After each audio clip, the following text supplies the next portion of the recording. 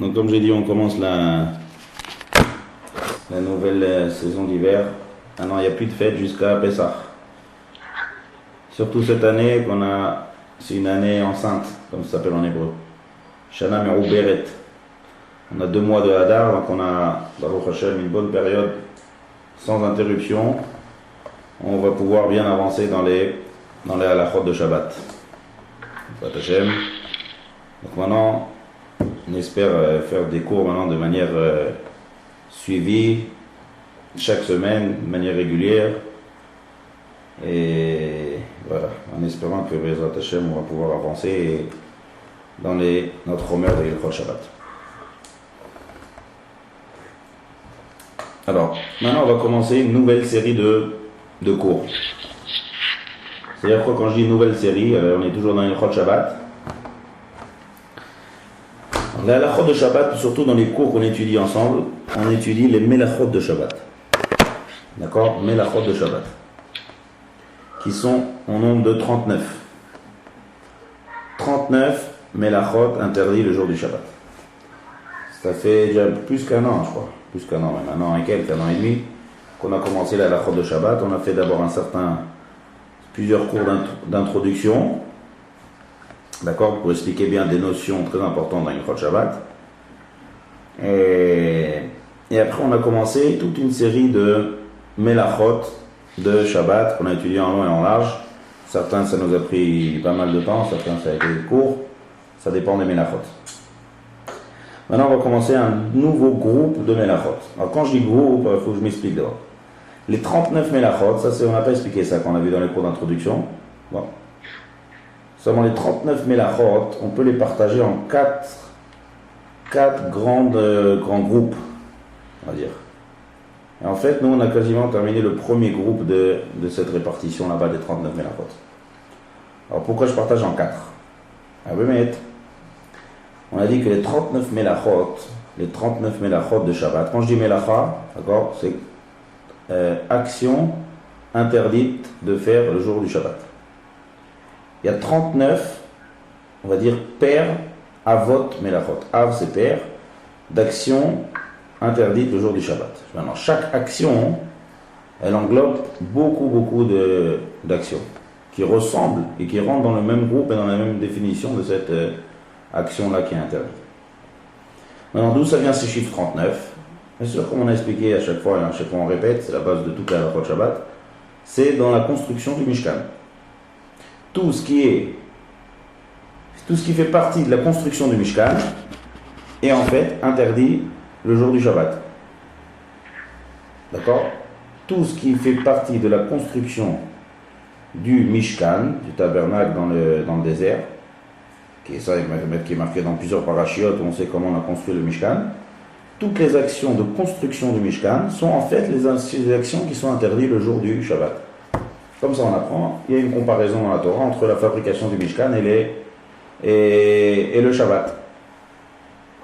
Maintenant, on a étudié pour l'instant, pour construire le Mishkan, qu'est-ce qu'il faut en gros? En gros, le Mishkan, c'est pas comme le Beth Amikdash qui est fait à base de pierre. Le Beth Amikdash, c'est une vraie construction de pierre. Dans le Mishkan, c'était pas de la pierre, c'était des bois, d'accord, des poteaux, et sur ces poteaux il y avait toutes sortes de tentures, d'accord, des pots ou des choses qui sont tissées à base de laine. Maintenant, comme ces pots là-bas ils étaient de toutes les couleurs, donc il fallait faire de la couleur. Pour obtenir de la couleur, il y a tout un processus. Comment on obtient de la peinture dans le désert?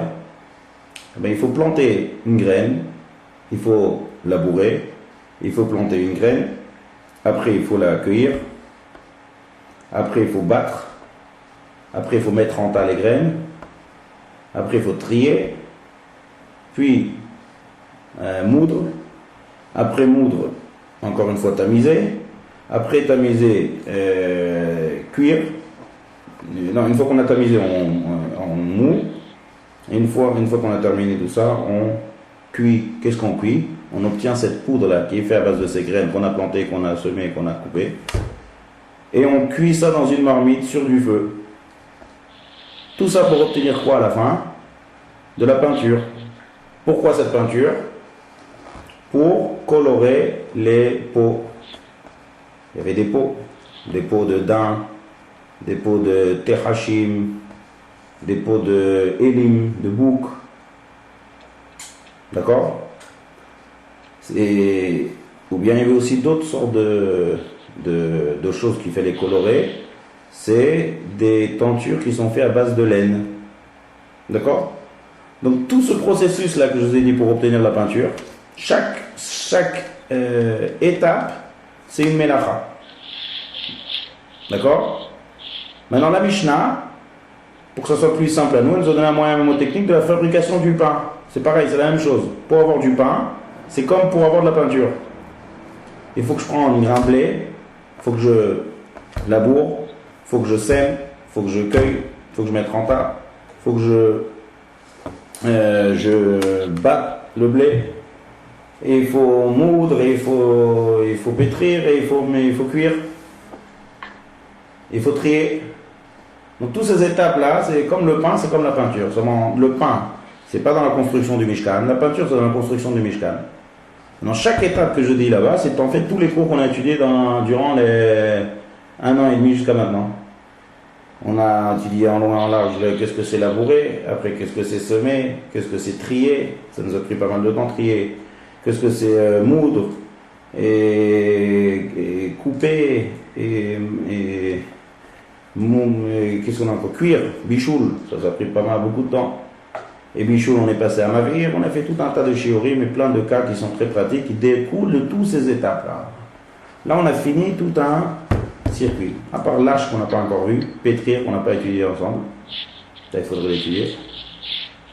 Maintenant, on passe à la deuxième shlav, deuxième série de melachot. C'est quoi cette série de melachot? Une fois qu'on a de la peinture, maintenant on va peindre, on va colorer. Qu'est-ce qu'on va colorer? Alors il y a deux sortes de pots. Il y a deux sortes de couvertures qui couvrent le Mishkan lui-même. Il y a ou bien des pots, ou bien des choses qui sont fabriquées à base de laine. C'est-à-dire, comme toute une étendue de laine. Un habit en fait, un grand habit, une genre de couverture qui est fait à base de laine. Maintenant, comment on a de la laine dans le désert? On prend la laine des moutons. Donc, qu'est-ce qu'il faut faire maintenant? Pour que j'ai tout un bel habit de laine, prêt à être coloré, avec la couleur que j'ai déjà obtenue dans toutes les étapes qu'on a vues avant. Alors, il va falloir premièrement tondre le mouton. D'accord? Une fois que j'ai tondu le mouton, qu'est-ce que j'ai? De la laine. Après cette laine, il va falloir la laver, parce que une laine de mouton n'est pas très propre pour pouvoir faire un habit. Il faut laver. Donc on va laver cette laine. Après, une fois qu'on va laver cette laine, on va la battre, on va taper dessus. C'est aussi, on va expliquer ça quand on arrivera à Bismano. Et on frappe, il y a tout un épisode de frapper cette laine pour sortir, pour que le meilleur de la laine sorte. Ensuite, on va colorer cette laine. Après, on va tisser. On va commencer à tisser cette laine, à coudre. D'accord? Pas coudre, tisser, ouais. Et donc là, on a plusieurs melachot qui vont rentrer dans ce shlav-là de tisser. Comment on tisse la laine. Là, la Gemara rentre dans tous les détails de toute la couture. Il faut que je fasse à base de cette laine. Menapet, ce qu'on a parlé tout à l'heure, c'est en fait transformer la laine à l'état naturel en fil. Une fois que j'ai des fils, donc on colore ça avec la peinture qu'on a obtenue tout à l'heure, et après je vais commencer à tisser. D'accord? Maintenant, quand on tisse et quand on fabrique une laine, on a affaire à deux sortes de choses. Première chose, c'est qu'une fois qu'on termine, même sur l'aiguille, il va falloir faire des nœuds. D'accord? Pour que le fil il tient bien sur l'aiguille, on a besoin de nouer. Donc il y a faire des nœuds et défaire les nœuds. Une fois qu'on a fabriqué l'habit, des fois lorsqu'on est en train de le tisser, on risque de faire une retouche ou une erreur. Donc on déchire pour pouvoir recoudre derrière. D'accord? Donc en bref, si je veux fabriquer un habit, dans la fabrication du Mishkan, c'est quoi fabriquer un habit? C'est toute une teinture qui n'est pas faite à base de peau, parce qu'il y avait des teintures faites de peau, il y avait des teintures qui étaient faites à base de laine. Maintenant, il n'y a pas de peau en laine. La laine, il faut la coudre, il faut la tisser. Donc il faut d'abord tondre le bouton, laver la laine, faire des fils, colorer, tisser, et dans le travail de la couture qu'on a pour faire tout une étendue d'un habit qui est fait à base de laine, on a tout de suite des actions qui sont obligatoires, c'est-à-dire coudre ou découdre, ou déchirer et coudre. Pas coudre ou découdre, non, je dis. Nouer ou dénouer. Nouer ou dénouer, on a besoin de faire des nœuds. Pour terminer l'habit, on a besoin de faire un nœud en bas pour mettre le fil sur l'aiguille.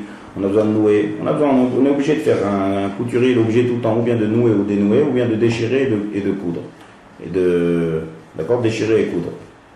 Toutes ces actions-là, pour à la fin avoir une belle tenture qui est faite en laine. Donc maintenant, c'est ce qu'on va étudier dans les cours à venir, dans les mois à venir. Chaque étape, d'accord, tout ça on a besoin bien sûr pour recouvrir le Mishkan. Il y avait des endroits où on recouvre avec de la peau. Donc par exemple dans la peau, ça va être les cours d'après, plus tard. Pour avoir une peau, il y a aussi tout ça c'est la 3e série de Melachot. Pour avoir une peau, qu'est-ce qu'il faut faire? Qu'est-ce qu'il faut faire pour avoir une peau de daim par exemple? De Elim, de bouc? Chasser. Chasser. Voilà, il a fait. Il faut chasser. Ensuite.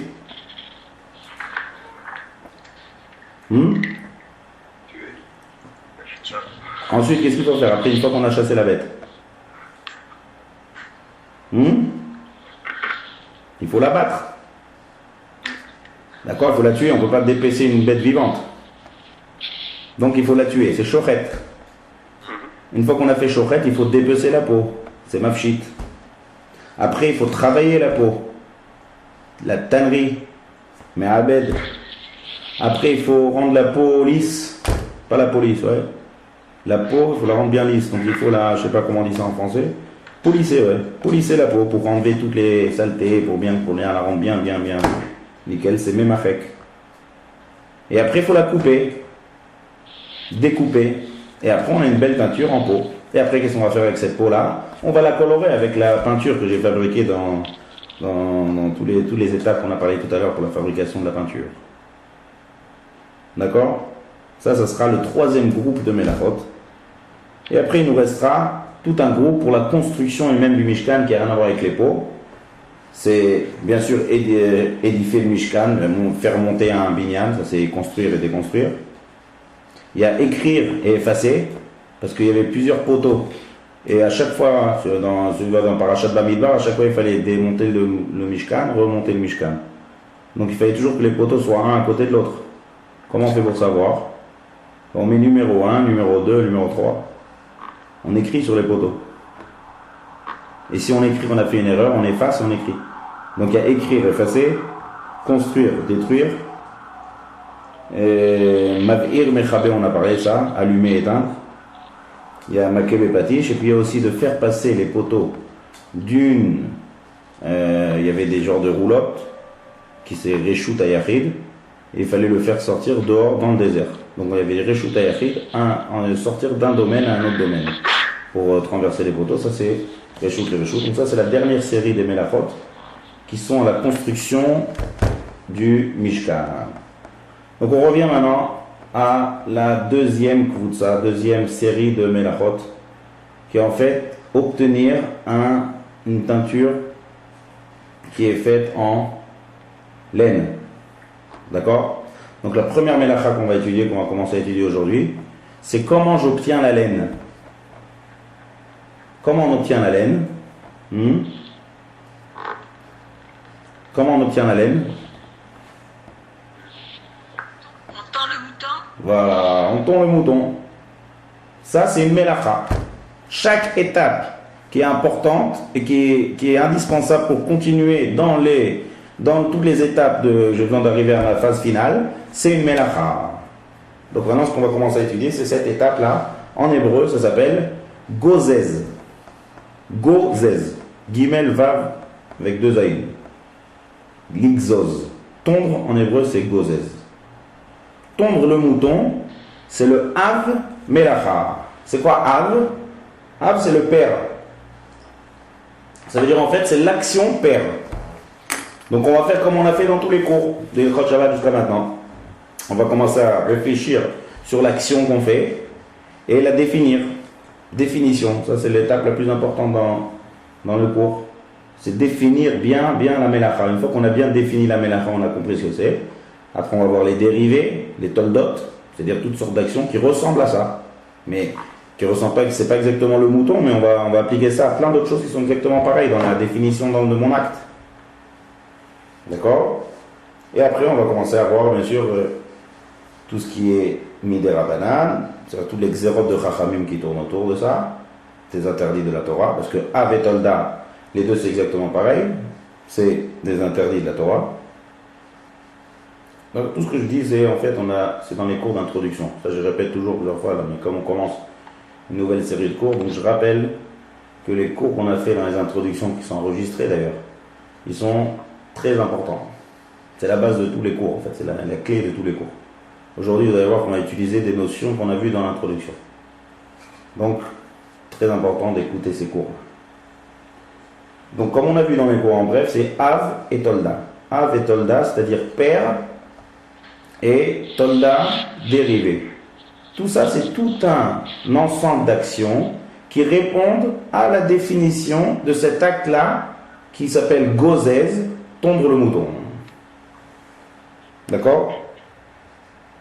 Clair jusqu'à là? S'il y a des questions, n'hésitez pas. Si je dis des mots en hébreu qui ne sont pas compréhensibles, si je dis des phrases même une phrase entière qui est incompréhensible, arrêtez, dis-moi, j'ai rien compris.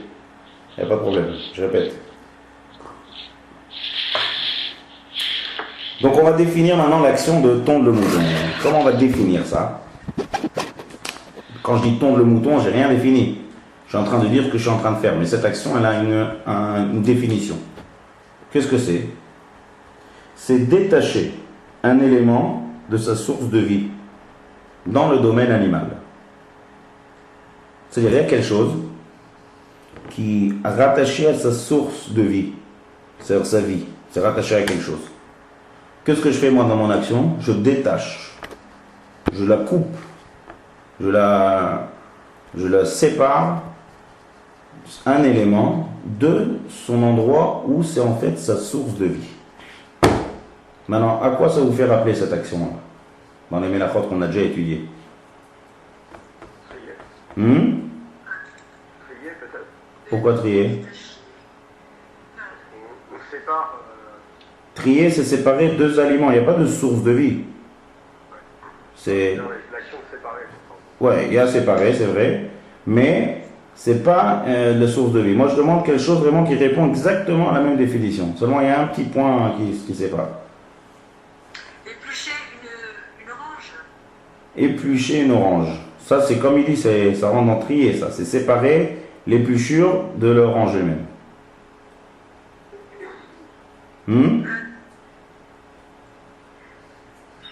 Il y a quelque chose, il y a une mélacha dans la première série de mélachot qui répond exactement à la même définition. Je vous rappelle, je vais vous lire toute la liste. On a commencé, je vous rappelle, pour obtenir la peinture, comme on a expliqué tout à l'heure. Première chose qu'il faut faire, il faut creuser. Après, il faut planter. Après, une fois qu'on a semé, on cueille. Une fois qu'on cueille, on bat le blé. Après, une fois qu'on bat le blé, on trie. Une fois qu'on trie, on moud. Une fois qu'on moud, on pétrit. Une fois qu'on pétrit, on cuit. Dans tout ce que j'ai dit, quoi ça ressemble? Cueillir. Voilà, très bien. Cueillir. Cueillir, c'est exactement pareil. Cueillir, j'ai une fleur. La fleur, elle est bien épanouie, une belle fleur. Elle est rattachée à la terre. Si je coupe la fleur, elle commence à mourir, la fleur. Elle ne va pas tenir longtemps. Je l'ai détachée de sa source de vie qui est la terre. Donc exactement pareil ici, dans la laine du mouton. La laine, elle est attachée au mouton. Dès que je détache la laine du mouton, je l'ai coupée de sa source de vie. La laine, si je la laisse longtemps comme ça n'a rien à voir avec une laine qui est rattachée à la bête. Il y a une vie, elle est rattachée. Donc c'est exactement la même mélacha. Alors pourquoi on fait ça en deux mélachot? Enfin, si c'est la même définition, c'est la même action. Seulement il y a une différence. Là c'est le monde du végétal, et là c'est le monde animal. C'est la seule raison qu'on a séparé ça en deux. Ça veut dire que toutes les actions qui sont dans le monde végétal, ça va répondre à la mélacha de kotser, cueillir. Et tout ce qui va être dans le monde animal, et quand je dis le monde animal, c'est pas seulement animal, c'est même homme. D'accord? L'homme, la seule différence qu'il a avec l'animal, c'est qu'il parle. Donc lui, l'homme, c'est une section à part. C'est le monde qui parle. Mais ça rentre dans le secteur animal. C'est pas végétal. D'accord? Ça s'appelle en hébreu, il y a 4 classes. Il y a domem. Domem, c'est inerte. Après on a someach, c'est végétal. Après on a chai, c'est animal. Et après on a medaber, parle. La parole. La parole, c'est ça qui différencie l'homme d'une bête. Le monde de l'homme et le monde de l'animal. En tout cas, dans les deux cas de figure, et dans l'homme et dans l'animal, si on détache un élément de sa source de vie, c'est melechet gozez. D'accord? On va donner des exemples maintenant de toldot, c'est-à-dire d'actions qui sont en fait les fils de ce père-là, et vous allez voir que vous allez mieux comprendre plus d'exemples. Allô? Oui. Une coupure. Allô? Vous m'écoutez? Allô? Qui est parti?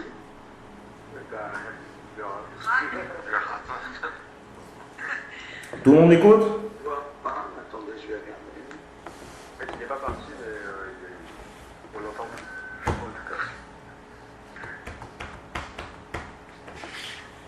Connecté à l'audio. Hoppa. C'est bon? Ah, ça y est. M'écoutez? C'est bon. Oh. On continue. Donc on va donner plusieurs exemples maintenant de Melechet Gozez. Donc dans le monde animal, d'accord, dans le monde animal, on a parlé de la laine qui est sur du mouton. Il peut y avoir aussi par exemple, comme on a parlé tout à l'heure, dans les peaux, si j'enlève les poils de la bête, d'accord, sur une peau de vache, il y a des poils. Si j'enlève les poils aussi, c'est pareil. C'est Melechet Gozez. Dans l'homme, par exemple, il y a toutes sortes de choses qui sont rattachées à l'homme et qui vivent parce qu'ils sont rattachés à l'homme. Exemple, les cheveux. Quelqu'un qui va chez le coiffeur, Shabbat, d'accord, allez chez le coiffeur. Et le coiffeur qui prend ses ciseaux ou bien sa tondeuse, d'accord, comment ça s'appelle? Tondeuse, ouais. Et qui coupe les cheveux, quel mélacha il fait? Il fait Melechet Gozez. Quelqu'un qui se rase, c'est Melechet Gozez.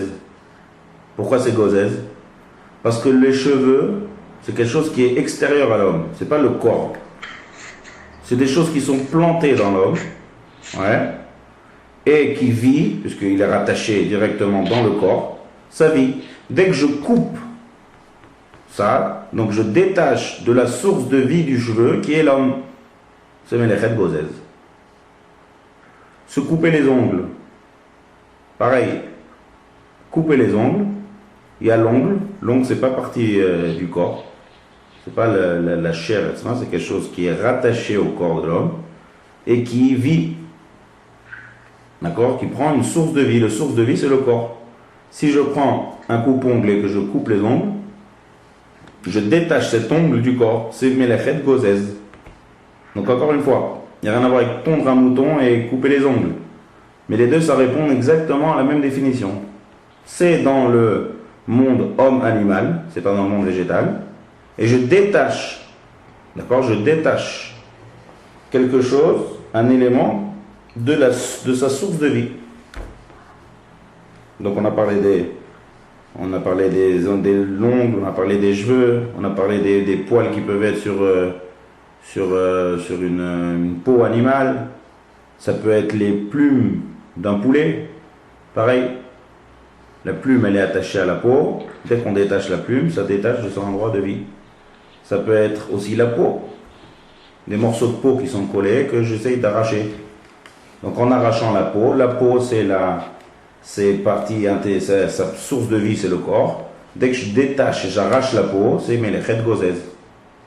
D'accord? Toutes ces actions-là que je vous ai dit maintenant, ça en fait tous des dérivés, des toldot à l'action père qui est en fait tondre le mouton. Tondre le mouton qu'on faisait dans la construction du Mishkan pour faire une belle peinture en laine. D'accord? Clair? Maintenant. Kamouvan, toujours on dit qu'il y a le shiur. Shiur, ça veut dire pour que ça soit une vraie melacha, une vraie action interdite, il faut qu'il y ait un certain shiur. Shiur, c'est une mesure. Alors là, c'est un peu compliqué dans cette melacha parce que chaque chose que je prends, ça va dépendre.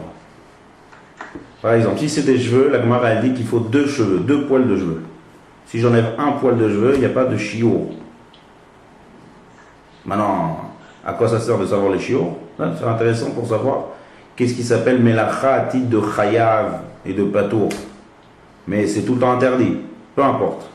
Que je fais une partie infime, ça s'appelle que je fais une action interdite. Seulement, ce n'est pas encore une melacha, comme on a expliqué dans les cours d'introduction. Une vraie melacha, il faut faire quelque chose d'important. Donc il y a un certain shiur. La Gemara dit même quelque chose d'intéressant. Si quelqu'un a un poil de cheveux blanc parmi des poils de cheveux noirs, il a 20 ans, il a tous ses cheveux qui sont noirs, et il donne un poil blanc qui a poussé. Donc maintenant il veut enlever ce poil blanc là. La Gemara a dit qu'il est chayav. Pourquoi il est chayav? Parce que là, un poil blanc quand tu l'enlèves, là c'est important. Parce qu'il dérange vraiment. Donc c'est comme 2 poils noirs. La Gemara dit même que, à part le fait de Shabbat, même en semaine on n'a pas le droit. Pour un homme. Un homme, il n'a pas le droit d'enlever, si par exemple il a un poil blanc sur sa tête, comme ça, sur les cheveux, il a un poil blanc, il veut enlever. Ça s'appelle Lo Ilbash Ish Gever Silmlat Isha. C'est une action qui est liée aux femmes. Donc l'homme n'a pas le droit d'enlever un poil blanc parmi ses poils noirs. Ça aussi la Gemara dit. D'accord? Donc ça c'est le shiur dans les cheveux. Un des exemples qu'on a dit. Le shiur dans les cheveux. D'accord? Il y a encore plein d'autres shiurim. De toute façon on n'a pas rentré dans tous ces 9 kaminotes. Donc l'action qui est interdite c'est détaché. Maintenant on continue. Les interdits des chachamim. Les interdits des chachamim, des rabbanan, comment ça va être ici? Alors, toujours dans chaque melacha qu'on étudie, il y a l'action qu'on vient de définir, l'action qui est interdite par la Torah, et les chachamim qui interdisent. Par exemple, si je déconnecte, encore une fois, la définition c'est déconnecter un élément de sa source de vie. Si je fais cette action, mais cette action elle est bizarre, elle n'est pas normale, chinouille, ce qu'on a dit dans les interdits des chachamim. Si je fais une action qui est définie, dans sa définition, c'est la melacha. Seulement, les gens n'ont pas l'habitude de faire cette chose-là. Donc mon action est bizarre. Si ça sort de l'ordinaire, je ne peux pas dire que je fais une melacha. Parce qu'une melacha, c'est une action importante, normale, pas anormale. On a donné ainsi toujours plein d'exemples. Quelqu'un qui écrit de la main gauche. On a vu plusieurs choses. Toutes sortes de choses qu'on a vu dans tous les shiurim d'avant. Donc même dans notre cours, on va voir. Qu'est-ce qui s'appelle anormal? Alors si par exemple, je tombe de manière anormale, c'est-à-dire, il y a 2 mots en français qui s'appellent, que ça dépend de ce que j'utilise. Est-ce que j'utilise un cli, un ustensile, approprié à ça, ou bien je fais ça avec les mains. Alors, en faisant un ustensile, ça s'appelle tondre. Ça s'appelle couper, ça dépend ce que je fais. Par exemple, si je me coupe les cheveux et que je prends un ciseau, ça s'appelle je coupe les cheveux avec un ciseau. Qui c'est qui va s'arracher les cheveux? Il veut se couper les cheveux, il s'arrache les cheveux. S'arracher les cheveux, c'est quelque chose de bizarre. C'est pas normal. Quelqu'un qui veut se couper les cheveux, il prend une tondeuse ou des ciseaux. Donc quelqu'un maintenant qui s'arrache des cheveux pendant Shabbat, avec la définition, elle est claire. J'ai enlevé un élément de sa source de vie. Mais puisque la manière dont je le fais, elle est bizarre, elle n'est pas normale, donc je ne peux pas dire que je suis en train de faire une mélacha. Une mélacha, c'est normal, je fais quelque chose de normal. Donc ça sera interdit, on ne peut pas permettre, parce que quand même je réponds tout à fait à la définition, mais ça n'interdit des chachamim. Alors ça a plein de répercussions, ça, comme celui qui a l'habitude et qui suit bien les cours, il y a une énorme différence si je dis que c'est un interdit des chachamim ou si je dis que c'est un interdit de la Torah. Ça aussi on a bien expliqué dans les cours d'introduction. Quelle différence si je dis que c'est un interdit des chachamim, si c'est un interdit de la Torah. On va voir aujourd'hui même des cas pratiques là-dessus. Donc pareil revenons à nos moutons. Si je tonds la laine du mouton, alors comment on tond les moutons? Comment on tond les moutons? Avec je sais pas. Hein? Avec un appareil. Voilà, il y a un appareil spécial. Tondeuse. Voilà, une belle tondeuse, un peu plus grande que la tondeuse des cheveux, mais plus petite qu'une tondeuse à gazon, mais c'est une tondeuse de mouton. Jamais vu comment c'est. Mais on utilise un appareil. Maintenant, quelqu'un qui va au zoo et qui décide d'embêter un peu le mouton et de lui arracher un peu de laine. Est-ce qu'il fait une action normale ou anormale? Anormal. C'est anormal. Donc quelqu'un qui s'amuse à tirer un peu de laine du mouton pendant Shabbat, d'accord? Ça sera chinouille, c'est pas normal, et c'est un interdit des chachamim. Seulement si je tonds avec un ustensile, ça sera un interdit par la Torah. Donc c'est comme on dit en français, il y a un mot qui s'appelle arracher et tondre. Si j'arrache, c'est pas normal, c'est un interdit des chachamim. Si j'utilise un ustensile, c'est interdit par la Torah. Maintenant, avant de voir cette différence, on va parler de quelque chose d'autre. Est-ce qu'il y a une mélacha de gozès dans une peau qui est morte? Jusqu'à maintenant, on a parlé des cheveux sur un homme. On a parlé des tons de mouton. Le point commun entre les deux, c'est que l'homme, il est vivant et le mouton, il est vivant. Mais si j'ai une peau, un animal qui est déjà mort, que je lui ai dépecé la peau, si j'enlève maintenant à la main, est-ce que ça va être interdit par la Torah ou par les chachamim?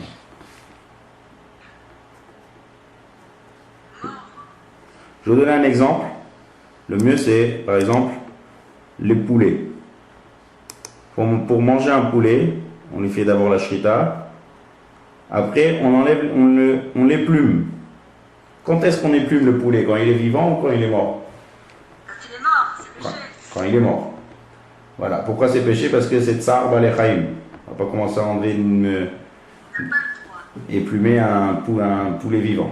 C'est tsar, on n'a pas le droit de faire souffrir. C'est un interdit de la Torah de faire souffrir une bête. Une fois qu'il est mort, on enlève. Maintenant, comment on enlève? En général, le derrière, bon, peut-être qu'aujourd'hui il y a des machines qui épluchent automatiquement, mais en tout cas, même si on éplume à la main, c'est pas une action bizarre, c'est une action normale. Parce qu'il est déjà mort. Vous voyez la différence? C'est-à-dire, tout dépend maintenant. Est-ce que la peau, elle est rattachée à une bête qui est vivante, ou bien elle est déjà une peau qui est déjà une peau morte? Si c'est une bête qui est vivante, alors l'habitude d'enlever toutes les choses là, ça se fait avec un appareil. À la main, c'est bizarre. Donc à la main, c'est des rabbanan. Avec un appareil, c'est interdit par la Torah. Par contre, une fois que la peau elle est déjà morte, c'est normal. Si par exemple on a une peau et qu'on va essayer d'enlever une peau de vache, et qu'il y a des petits poils, enlever comme ça les poils une fois que la peau est déjà morte, c'est normal. On fait avec un appareil ou qu'on fait à la main, le fait d'enlever à la main. Parce que le fait d'enlever à la main, pourquoi c'était bizarre tout à l'heure? Parce que l'animal il est vivant. Qu'est-ce que tu fais comme ça, arracher? Arracher, c'est pas comme ça, c'est quelque chose de bizarre. On fait ça avec un ustensile, c'est comme exactement quelqu'un qui s'arrache les cheveux. Mais si l'animal est déjà mort et qu'on veut essayer de travailler la peau, on travaille avec un ustensile, on travaille avec la main. Donc dans les deux cas de figure, une fois que ce sera mort, ça sera déjà un interdit de la Torah. Cas pratique à ce qu'on est en train de dire. C'est clair ce que je viens de dire jusqu'à maintenant? Il y a des questions? Clair pour tout le monde? Ah, dites-moi au moins oui. Ouais. Pardon, excusez-moi. Ouais. Donc, un animal mort, donc c'est normal, donc je peux enlever sa peau, je peux donc. C'est normal. Non, sur quoi je peux enlever sa peau? Mais pour un animal mort, par exemple, bon, ben, un poulet, comme vous dites bien, donc pour Shabbat, je peux donc. Avant Shabbat. Non, j'ai pas parlé d'enlever la peau, là, je suis pas à cette étape. Moi, pour l'instant, je parle en train de gozer, c'est-à-dire enlever tout ce qu'il y a d'éléments qui prend source de vie dans la peau. Ça peut être des poils, ça peut être des cheveux chez un homme, ça peut être des plumes, ça peut être de la laine, c'est tout élément qui est rattaché à la peau. Donc si j'enlève une plume, par exemple, Oui, plume, oui. donc c'est normal. C'est normal. Et donc, c'est permis ou interdit? Si c'est normal, alors c'est quoi? C'est permis. Pourquoi c'est permis? Puisque c'est normal. Non. Alors je reprends. Voilà, c'est bien que vous m'avez fait cette remarque, c'est-à-dire que c'est pas, je vois que j'ai pas encore bien expliqué. Donc je réexplique. C'est moi qui. Non, c'est moi qui mal expliqué. Donc on reprend. Si je fais une action normale, d'accord, et qu'elle répond à la définition de la mélacha, donc ça va être une mélacha, ça va être un acte interdit par la Torah. Si c'est anormal, même si ça répond à la définition qu'on a donnée, puisque c'est anormal, ça descend de niveau et ça devient un interdit des Chachamim. Donc maintenant, on va prendre plein l'exemple qu'on a parlé. La plume qui est dans la peau du poulet. Lorsque la plume elle est vraiment incorporée dans la peau, c'est sa source de vie. D'accord? Quand je l'enlève cette plume-là, d'accord? Que j'enlève cette plume, donc je la détache de sa source de vie. Donc si je la détache de manière normale, c'est un interdit par la Torah. Si je la détache de manière anormale, ça sera interdit par les Chachamim. Donc je reviens à nos exemples. Si j'arrache avec ma main de la laine d'un mouton qui est vivant, ça répond à la définition, mais c'est anormal, donc c'est interdit par les Chachamim. Si je prends une tondeuse, c'est interdit par la Torah. Lorsque j'ai mon poulet, maintenant on va dire qu'il est déjà mort, et que maintenant je vais essayer de lui enlever les plumes. En enlevant les plumes, ça répond à la définition. Si j'enlève, que ça soit avec ma main, ou que ça soit avec un ustensile, les deux c'est normal, parce que maintenant il est déjà mort. Donc c'est quoi? C'est interdit par la Torah. D'accord? C'est clair? Oui. Voilà. Maintenant, je vais donner un exemple très lémassé que vous allez voir comment on applique, comment on transfère ça à quelque chose qui est très pratique. Si quelqu'un a un manteau de fourrure, un vrai manteau, un vrai manteau de fourrure qui est fait avec la fourrure de lapin ou je sais pas, de lièvre, je sais pas comment on fait les manteaux de fourrure. En tout cas, qu'est-ce qui se passe dans les manteaux de fourrure? Qu'est-ce qu'il y a de spécial? C'est qu'il y a la peau naturelle dedans. Et sur la peau, il y a les poils naturels. C'est bien ça, oui? Je parle des vrais manteaux. D'accord? C'est comme ça que ça se passe ou pas, les manteaux de fourrure? Tout à fait. Voilà. Si maintenant, on va dire que je mets ce manteau-là, un beau manteau de fourrure, et que je vois qu'il y a quelques poils qui me dérangent. Je veux les arracher un peu. Il y a quelques poils qui sont un peu ou sales ou peu importe, pour n'importe quelle raison. Je décide d'arracher quelques petits poils à un petit endroit ou en bas du manteau. Est-ce que j'ai le droit?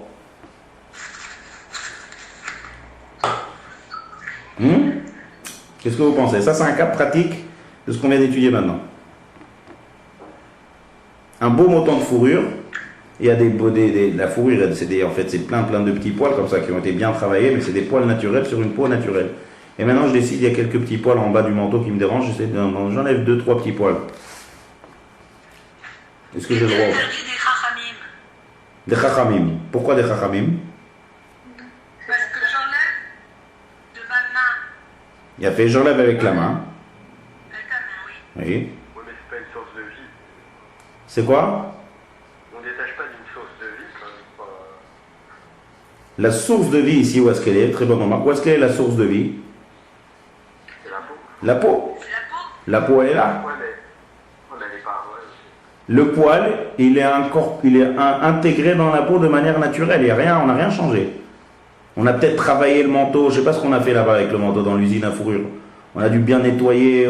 En tout cas, la peau, elle reste avec le poil comme sur le renard. Non?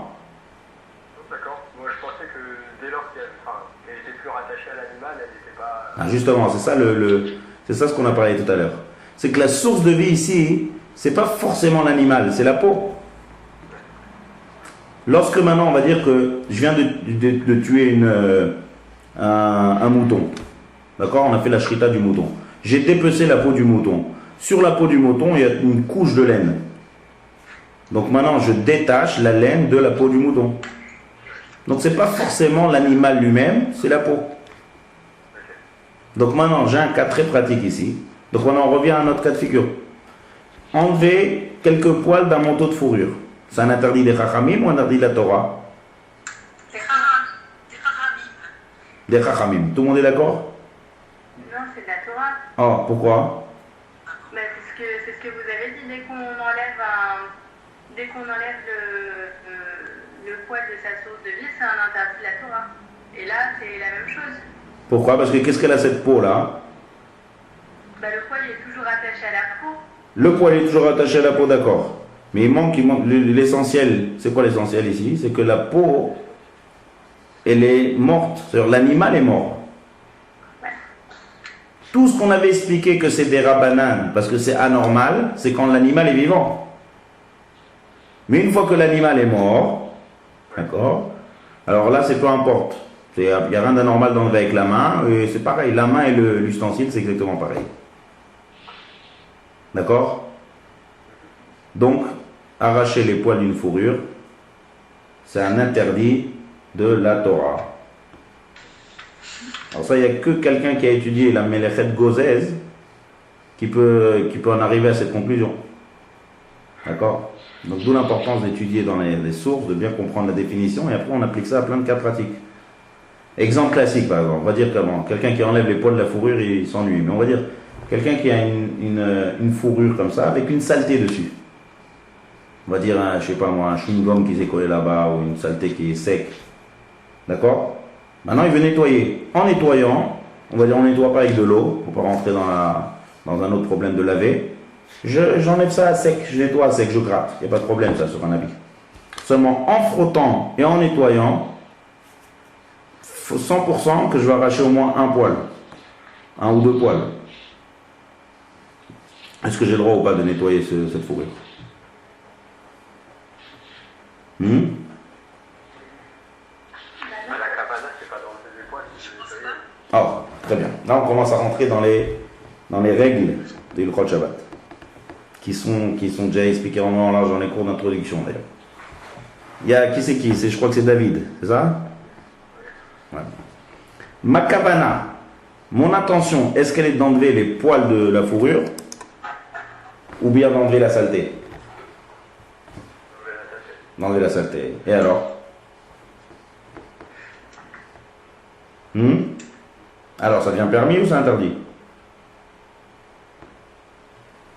Déjà pas de la Torah. Alors, ça, tu Je parles. pense que c'est interdit. Commence par la fin, là. On continue. Toujours comme on a l'habitude. C'est des raisonnements, c'est la règle.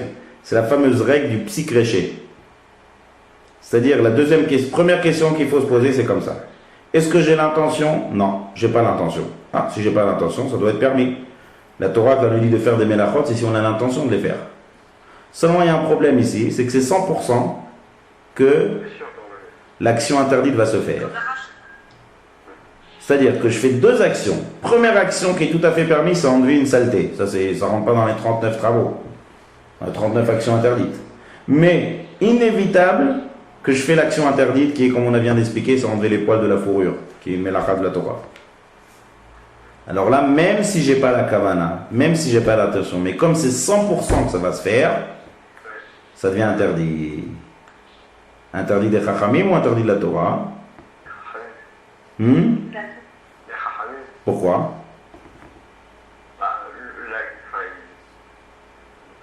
si c'était interdit de la Torah, il y aurait eu besoin de la Kavana en fait. Non, moi j'ai pas la kavana. Enfin, pas la Kavana, mais. Je n'ai pas l'intention. J'ai pas l'intention, on l'a dit tout à l'heure, mais c'est 100% que ça se fasse. Alors là, on rentre dans le troisième critère, qui s'appelle Nichale ou lo Nichale. Ça vous dit quelque chose, ça, ou pas?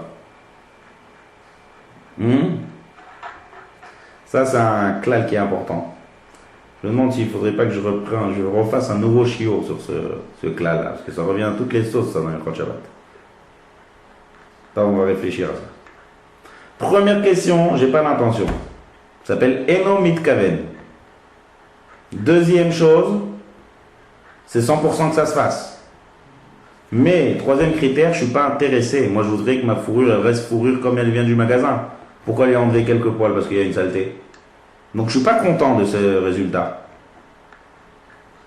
Donc, le fait que je ne suis pas content, ça descend de niveau et ça devient l'interdit des chachabim. Mais je n'ai pas le droit de le faire. C'est-à-dire, c'est un saut. Pourquoi? Parce que c'est 100% que l'action interdite se fait.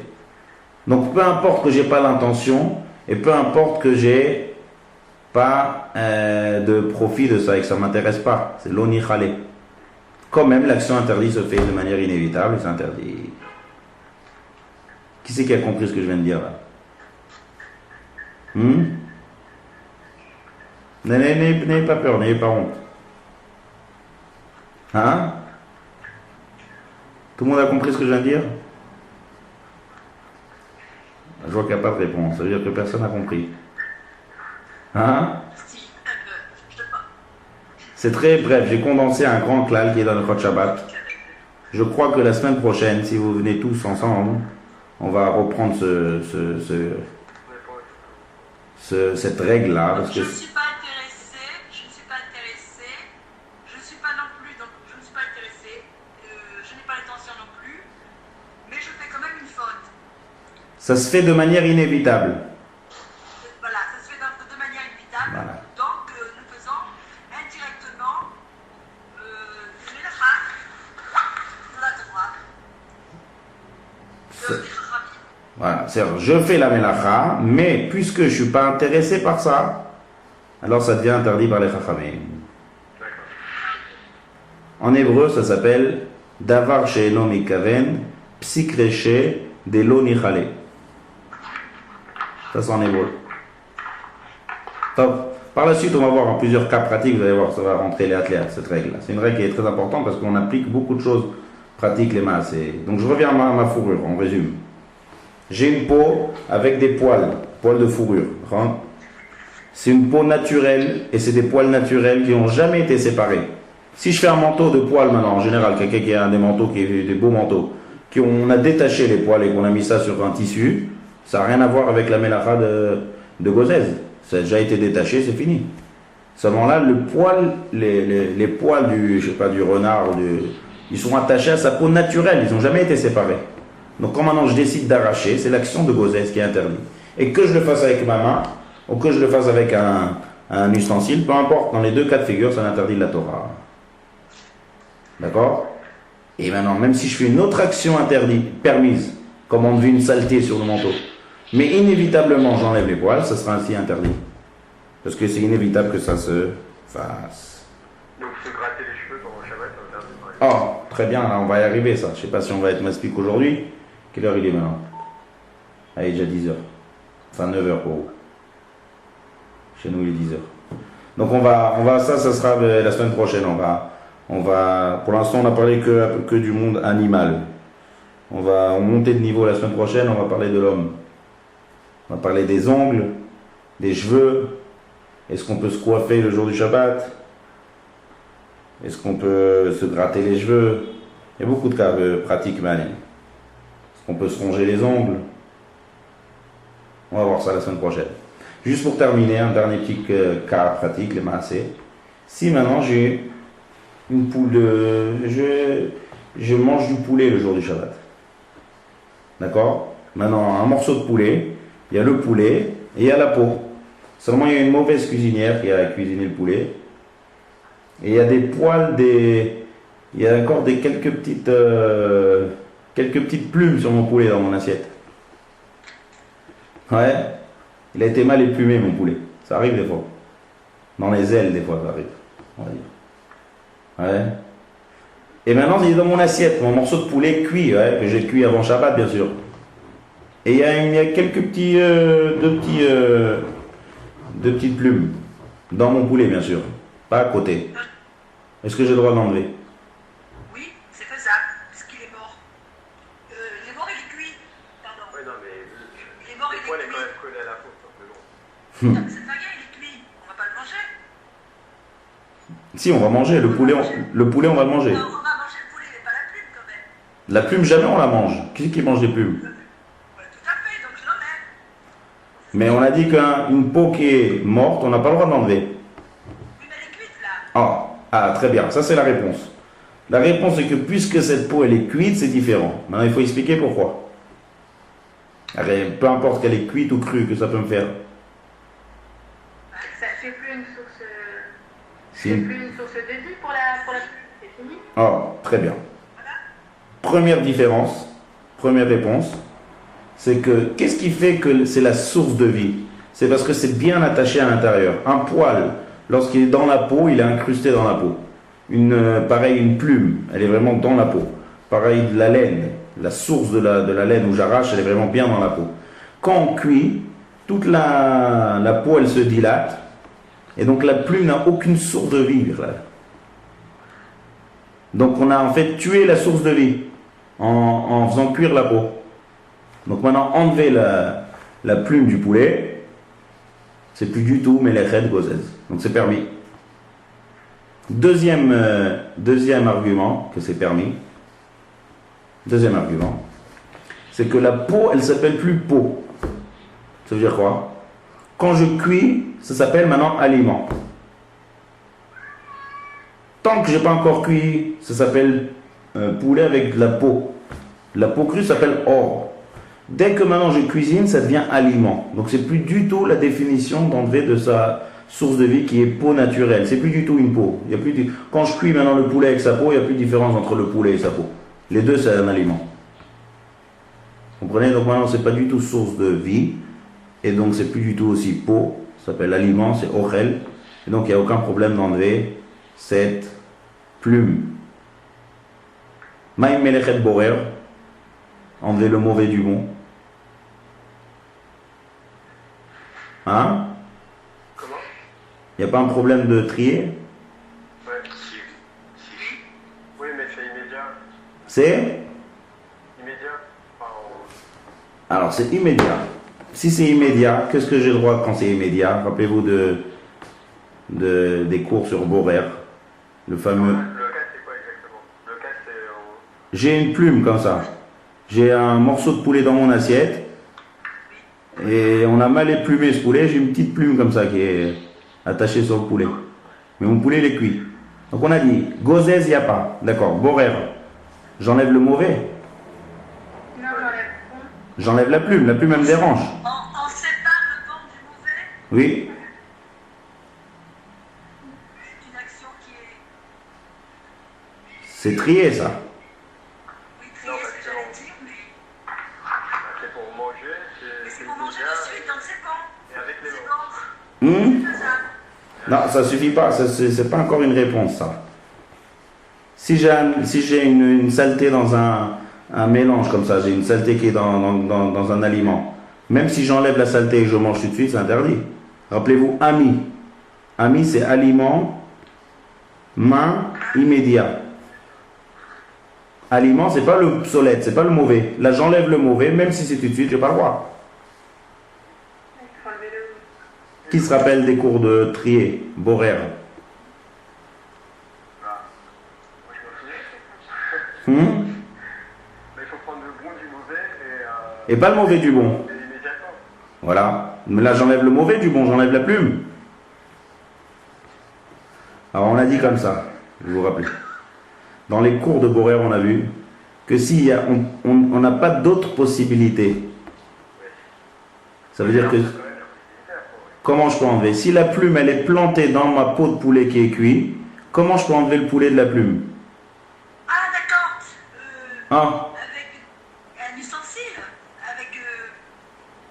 Il n'y a pas de moyen. C'est comme, rappelez-vous, la peau de l'orange. Éplucher une orange, j'ai le droit Shabbat? Oui, parce qu'on peut pas. On n'a pas accès aux fruits si j'enlève pas la peau de l'orange. Donc pareil ici, je pourrais pas avoir accès à manger mon poulet de manière normale si j'enlève pas la plume. C'est-à-dire je peux pas enlever le poulet de la plume. Moi, je partais du principe qu'il n'y avait qu'une seule plume. Et donc, dès lors, on pouvait tourner le poulet et manger le bon. Vous voyez ce que je veux dire? Ouais. Si on enlève la plume avec les doigts. Peu importe avec les doigts, mais en tout cas, l'interdit de Borer, je vais mieux expliquer. L'interdit de Borer, c'est quand j'ai un aliment qui est mauvais à côté du bon. Les deux, il y a juste un mélange. Il n'y a pas quelque chose qui est ancré dans l'autre.